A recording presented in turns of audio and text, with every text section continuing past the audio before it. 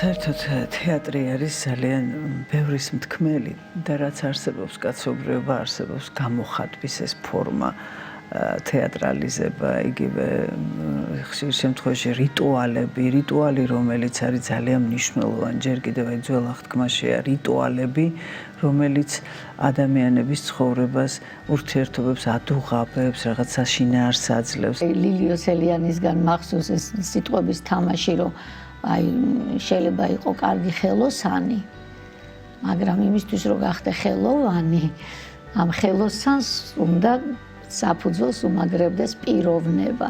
სამშაბათს 20 საათზე მიხეილ თუმანიშვილის სახელობის თეატრის მსახიობი და რეჟისორი რუსუდან ბოლქვაძე სტუმრად გადაცემაში ზღვარი მარინა კაჭარავასთან ერთად. სადაც წახვალ, სადაც ისაუბრებ, რასაც ნახავ, რაღაცა უნდა მიიღო იქიდან, გასწავლოს იმან, უნდა შეცვალოს რაღაც სიკეთისკენ და უკეთესობისკენ და ამისთვის არსებობს ბიბლია, ამისთვის არსებობს წმინდა წერილი, ამისთვის არსებობს კლასიკა, რომელიც ასევე ქადაგებს სიკეთეს. ფოლკლორი თუნდაც ქართული რამხელა განზიან.